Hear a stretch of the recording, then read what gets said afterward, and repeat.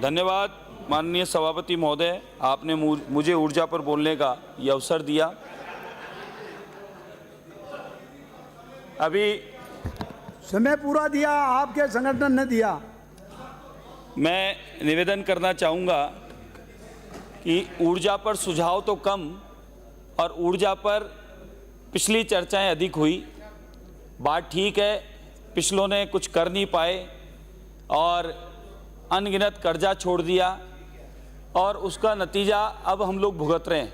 लेकिन फिर भी मैं धन्यवाद देना चाहूँगा माननीय मुख्यमंत्री महोदय और ऊर्जा मंत्री जी को कि उन्होंने इस व्यवस्था को संभाल लिया और उस व्यवस्था को संभालने के पश्चात पर्याप्त रूप में बिजली की व्यवस्था हो पा रही है और जो थोड़ी कमी है वो भी आगे मुझे पूर्णतः विश्वास है ठीक हो जाएगा।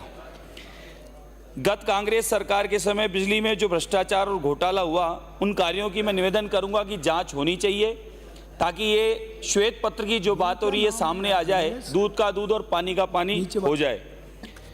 सभापति महोदय, मेरे विधानसभा क्षेत्र में सरकारी जमीनों पर, बावड़ियों पर अनगिनत तरीके से कब्जे होकर अवैध रूप से कनेक्शन दिए गए, उनको काटना चाहिए ताकि अवैध कनेक्शन जो हैं, भले वो फैक्ट्रियां हैं या इंडस्ट्रियां हैं, उन अवैध कनेक्शनों की वजह से जो लोग बिल चुका रहे हैं और नियम कायदे से चल रहे हैं उनको भी बिजली पर्याप्त नहीं मिल पा रही, तो इनको भी देखने की आवश्यकता है।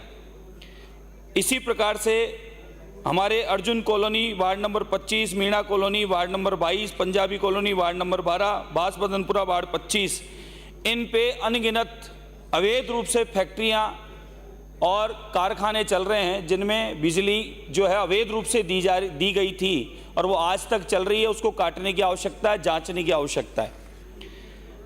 जयसिंहपुरा खोड़ क्षेत्र में मानबाग, नाई की थड़ी, दिल्ली रोड, अमृत विहार, जामिया मस्जिद के आसपास अवैध रूप से बिजली कनेक्शन संचालित हैं। इसी प्रकार से जयसिंहपुरा खोड़ क्षेत्र में 1.5 लाख की आबादी निवास करती है तथा नई कॉलोनियों को विकसित हो रही है, जिसमें वहाँ पर बिजली की मांग बढ़ रही है और आए दिन बिजली की समस्या उत्पन्न होती है। उसमें सब ग्रेड की उसको ग्रेड को अपडेट करने की आवश्यकता है और वहाँ पर बिजली पर्याप्त मिले उसकी लिए आप कोई व्यवस्था करें। सभापति महोदय, मैं आपके माध्यम से माननीय मंत्री महोदय जी को निवेदन करना चाहूँगा, जयसिंहपुरा खोर में जीएसएस पावर ग्रेड की बड़ी मांग है जिसमें बिजली की समस्या का समाधान हो सकता है। इसी प्रकार से शास्त्री नगर, भट्टा बस्ती, कब्रिस्तान के आसपास अवैध रूप से कॉलोनियाँ बसाई जा रही है जिनमें भी अवैध कनेक्शन है। मैं स्वयं मौके पर जाकर अधिकारियों को कई बार अवगत करा चुका हूँ, वहाँ पर भी काटने की आवश्यकता है। मैं निवेदन करना चाहूँगा मंत्री महोदय से कि सौर ऊर्जा की ओर हमें आगे बढ़ना चाहिए। ग्रीन एनर्जी की हम बात करते हैं तो वो फैक्ट्रियाँ हों, छोटे कारखाने हों, दुकानें हों या घर हों, उन पर सब्सिडी के माध्यम से अधिक सौर पैनल की व्यवस्था करनी चाहिए। इसके लिए विशेष टीम गठित करके और सौर ऊर्जा की ओर हमें आगे बढ़ना चाहिए ताकि हमारी बिजली की समस्या दूर हो पाए। राजस्थान में जयपुर, अजमेर, जोधपुर डिस्काम में निरंतर पिछले शासन में अनियमितताएं रही है। मैं वो सारे पेपर टेबल करता हूँ और मैंने मंत्री महोदय को एक उसकी कॉपी भिजवा भी दी है।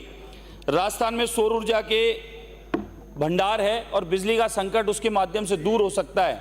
तो मैं अंतिम बात कहते हुए यही निवेदन करूंगा कि आप हम सबको पिछली जो काम हुए उसकी तो जांच होनी चाहिए और अब आगे हमें बिजली की समस्या दूर करने के लिए बिजली की आवश्यकता तो निरंतर पड़ेगी। राजस्थान आगे की ओर बढ़ रहा है, विकसित राजस्थान, अग्रणी राजस्थान है, तो उसमें आवश्यकता तो पड़ेगी, लेकिन साथ में हमें अब सौर ऊर्जा की ओर बढ़ना चाहिए ताकि समस्या का निदान हो पाए। मुझे बोलने का जो अवसर दिया उसके लिए धन्यवाद।